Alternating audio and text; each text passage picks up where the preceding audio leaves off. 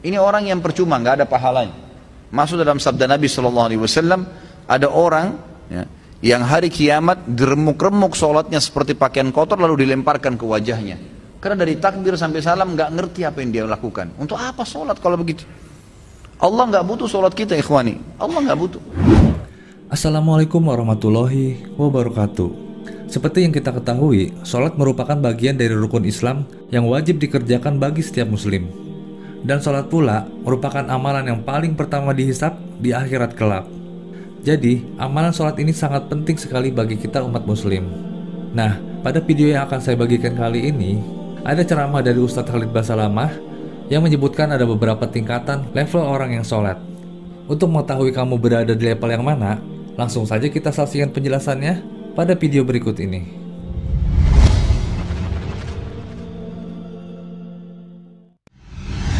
Mana Ibnu Qayyim mengatakan level orang yang sholat itu ada 5. Level yang pertama, orang yang berdosa dengan sholatnya, kata beliau.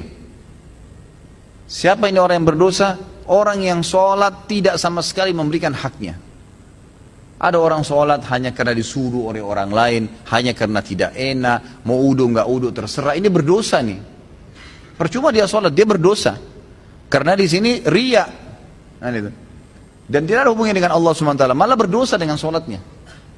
Ada orang yang kedua, sholat tapi nggak dapat pahala. Dia tahu diperintahkan sama Allah tapi tidak dapat pahala. Karena dari awal takbir sampai salam semuanya mengkhayal. Ini orang yang percuma, nggak ada pahalanya. Masuk dalam sabda Nabi SAW, ada orang ya, yang hari kiamat diremuk-remuk sholatnya seperti pakaian kotor lalu dilemparkan ke wajahnya. Karena dari takbir sampai salam nggak ngerti apa yang dia lakukan. Untuk apa sholat kalau begitu? Allah nggak butuh sholat kita, ikhwani. Allah nggak butuh. Biar kita sholat khusyuknya luar biasa, sujudnya sampai berhari-hari nggak angkat kepala, tetap aja Allah nggak butuh dengan itu. Kata Nabi SAW dalam hadis qudsi, Allah SWT berfirman, wahai anak Adam, apapun yang kau kerjakan tidak akan bermanfaat bagiku dan aku akan kembalikan kepadamu. Itu amal kalian yang akan bermanfaat buat kalian sendiri. Tidak ada manfaatnya buat saya. Kata Allah SWT, hadis qudsi. Ini luar biasa. Harus kita faham nih. Ya, tidak boleh salah dalam masalah-masalah seperti ini. Maka kita harus tahu bahwasanya sholat itu kita yang butuh dan bukan Allah Azza wa Jalla. Baik. Abu Sa'id al-Khudri, Ibnu Qayyim mengatakan tadi orang yang kedua adalah orang yang tidak dapat pahala sama sekali. Yang ketiga, orang yang dapat pahala. Dapat pahala, tapi pahalanya pas-pasan. Ini sesuai dengan sabda Nabi SAW. Ada orang yang sholat tidak akan mendapatkan kecuali setengah pahala sholatnya. Ada orang yang sholat tidak dapat kecuali 1/10 dari sholatnya. Jadi kecil, ada pahala tapi kecil. Lebih banyak menghayal daripada fokusnya. Yang keempat adalah orang yang sholat berusaha untuk fokus, gitu kan? Tetapi terkadang masih menghayal, masih terlintas. Maka ini lebih dominasi pahala yang dia dapatkan daripada hilangnya pahala. Karena kalau kita lagi baca Al-Quran atau kita lagi baca bacaan sholat, kemudian kita fokus, dapat konsentrasi, ikutin bacanya, dapat pahala terus per hurufnya, gitu kan? Pergerakan juga ada pahalanya. Tapi pada saat kita baca terus kita nggak sadar lagi menghayal, cuma lisan kita karena sudah terbiasa membaca, jadi ngucapin kena rutinitas, itu nggak ada pahalanya, gitu kan? Itu nggak ada pahalanya. Orang yang keempat ini adalah golongan orang yang dapat mayoritas pahala sholatnya, tapi masih ada yang hilang. Bedanya tadi dengan orang yang ketiga, mayoritas pahalanya hilang, cuma sedikit yang dia dapatkan, gitu kan? Terbalik. Yang kelima, ini yang luar biasa. Orang yang sholat, semuanya dari takbir sampai salam fokus. Bahkan kalau mereka sholat, mereka sudah lupa siapapun yang ada di sekitarnya. Mereka tidak perlu tahu tempat itu di mana mereka berada. Sampai pada tingkat itu. Abu Sa'id al-Khudri radhiyallahu anhu dikatakan dalam riwayat dan masuk dalam poin yang kelima ini. Jadi bukan jangan anda katakan, oh susah orang kalau fokus sholat. Itu gak ada susahnya. Asal dia mau, dia tahu dulu nilainya kadar sholat itu. Abu Sa'id al-Khudri berkata radhiyallahu anhu, saya pernah disuruh oleh Nabi SAW menjaga pasukan di malam hari dan Nabi SAW sedang tidur bersama dengan pasukan. Maka saya pun sholat di semak belukar. Pada saat saya lagi sholat, tiba-tiba ada mata-mata musuh dari jauh itu yang memanah ke arah saya dan tepatnya jatuh di jantung saya. Di tengah-tengah dadanya jatuh di jantungnya. Dia bilang lalu keluar darah. Tetapi pada saat itu saya sedang sangat menikmati surah Al-Kahfi yang saya baca, sehingga saya tidak merasakan perihnya dan sakitnya anak panah itu. Tetap baca surah Al-Kahfi dengan tenang. Al-Kahfi mengalahkan itu semua, gitu kan. Lalu kemudian dia berkata, mata-mata itu melepaskan lagi anak panah yang kedua.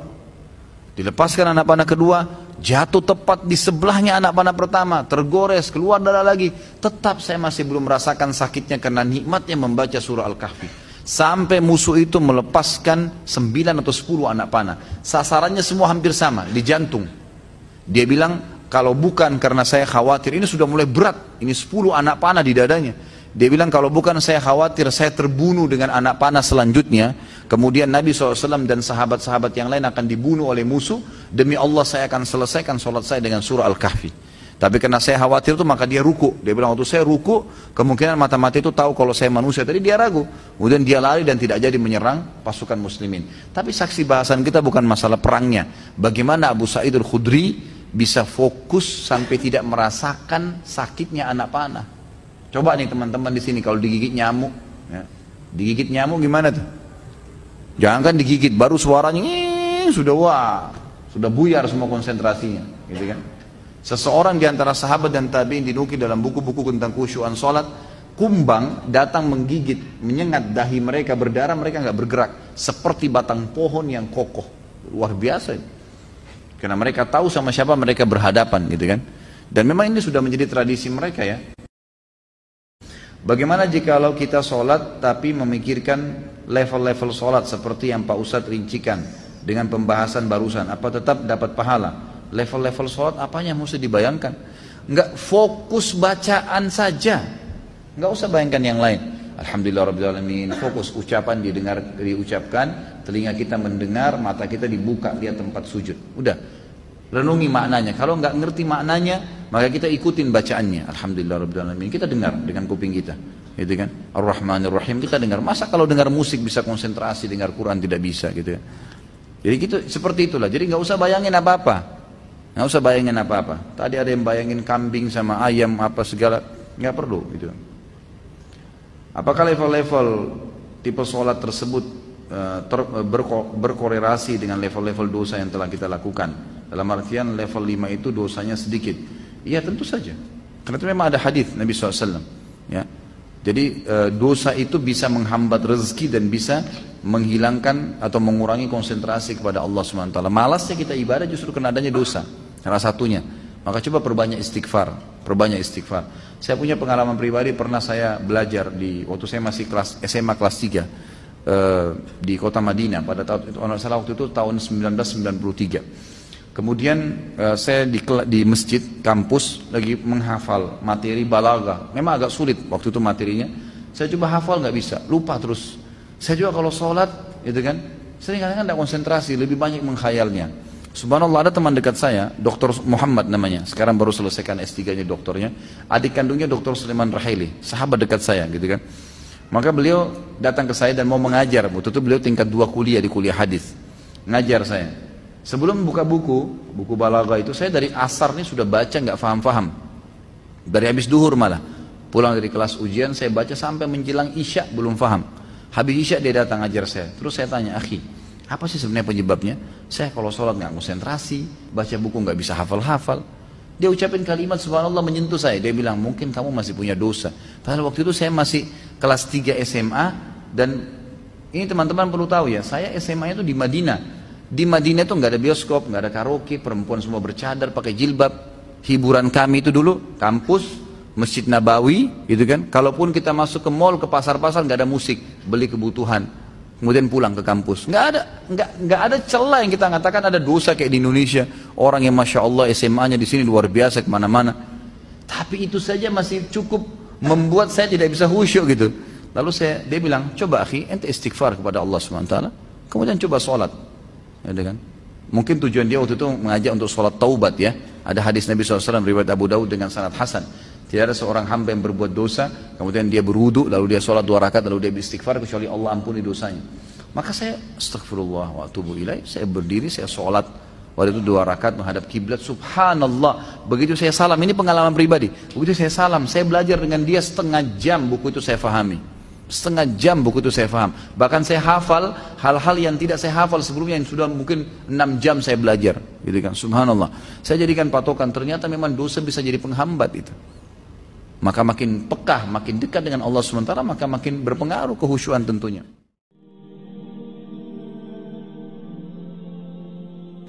Masya Allah, penjelasan yang sangat bermanfaat sekali dari gurunda kita Ustadz Khalid Basalamah Habibullah. Semoga dari penjelasan tadi bisa memperbaiki sholat kita ke depannya. Jadi yang selama ini kita sholat yang berpikir hanya untuk menjalankan kewajiban saja, yang dilakukan dengan asal-asalan, tidak tumaninah, tidak paham dengan apa yang diucapkan dari bacaannya, bahkan juga terkadang sholatnya suka ngebut. Mudah-mudahan setelah simak video tadi bisa mengubah sholat kita berikutnya. Ternyata sholat yang biasa kita lakukan tidak ada manfaatnya sama sekali di sisi Allah. Bahwasanya semua amalan yang kita lakukan justru akan dikembalikan pada diri kita nantinya. Jadi bukannya Allah yang butuh dengan sholat kita, tapi sebenarnya kitalah yang butuh dengan sholat itu. Jadi apapun amalan ibadah kita yang kita kerjakan, itulah yang akan bermanfaat untuk diri kita nantinya. Maka dari itu, kita harus memperhatikan sholat kita. Jangan sampai kita termasuk golongan orang-orang yang sholat tapi tidak mendapatkan pahala dari sholatnya. Apalagi jangan sampai kita termasuk dari golongan orang-orang yang berdosa karena sholatnya. Wa na'udzubillah. Dan Masya Allah, Ustadz Khalid pun di sini memberikan solusi agar sholat kita khusyuk, yaitu dengan cara memperbanyak istighfar dengan meninggalkan segala bentuk dosa dan maksiat. Karena sekecil apapun jenis dosa, itu cukup membuat kita lalai dari ibadah kepada Allah. Baik, cukup sekian video yang saya bagikan kali ini. Mudah-mudahan bermanfaat. Barakallahu fikum. Assalamualaikum warahmatullahi wabarakatuh.